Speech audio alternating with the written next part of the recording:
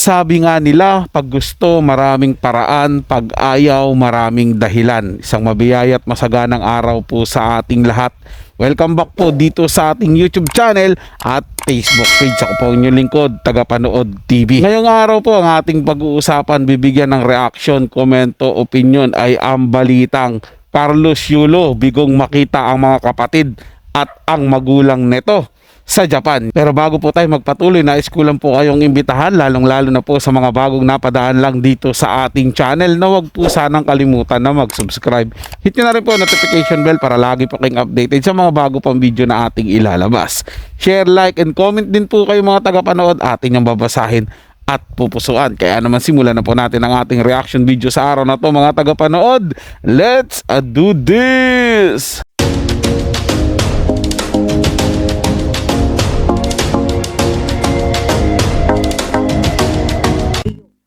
Muli na namang pinag-uusapan ngayon ang girlfriend ni Carlos Yulo na si Chloe San Jose.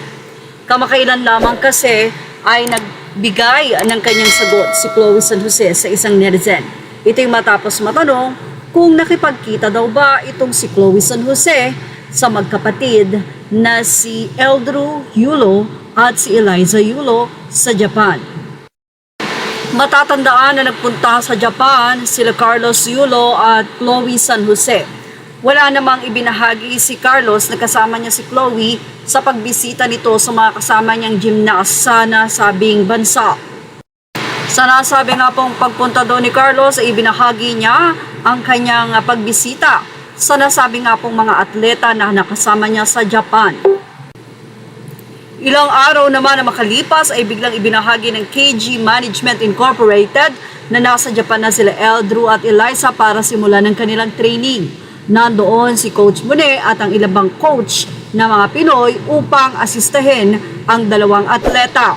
Ang nakakatuwa pa nito, nahawakan nila Eldrew at Eliza Yulo ang gold medalist or ang gold medal na napanalunan ng mga taga-Japan.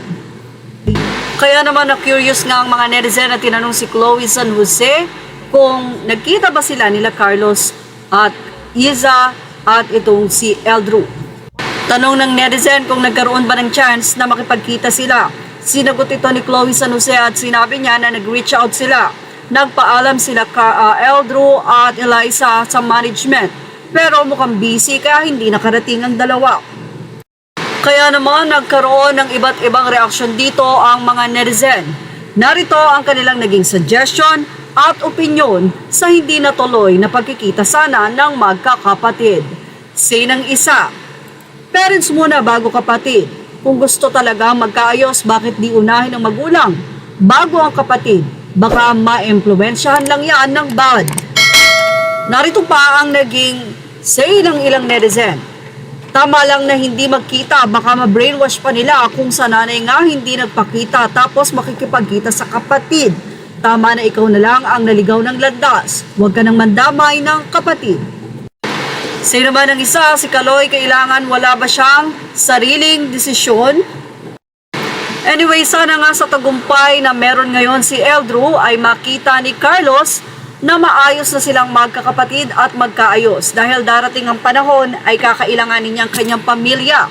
Real talk po yun mga tagapanood, darating po ang panahon na kakailanganin mo talaga ang pamilya mo. Walang taong nabubuhay dito sa mundo na hindi niya po kinailangan yung pamilya niya pagdating ng araw. Siyempre, hindi naman habang buhay, okay yung katawan mo, walang nararamdaman. Hindi po ba? Hindi lahat ng panahon meron ka, aabutin ka ng pagkakataong mauubusan ka, pati lakas mo mawawala, yung galing mo mawawala, yung kinang mo mawawala, pero yung pamilya mo, ano man ang mangyari, andyan po yan, hindi po yan mawawala sa'yo. Ang kaso nga po mga tagapanood, tinalikuran niya po yung pamilya niya. Oo, sasabihin po ng iba dyan, mamimeloso po yung iba dyan, sasabihin mawawala at mawawala sa mundo yung mga magulang natin. Oo, mawawala at mawawala talaga. Pero hindi lang naman ang magulang ang nagbumubuo sa isang pamilya, meron din mga kapatid. Yun po yung tinutukoy dyan mga tagapanood, buong pamilya nga po Tsaka okay na lang din po siguro yung mga tagapanood na hindi nagkita si Carlos Yulo, si Chloe San Jose sa kanyang mga kapatid neto. 'di ba po, para magkaroon ng quality time yung magkapatid nila sila Carl Eldro tsaka yung kapatid niyang babae tsaka yung nanay niya.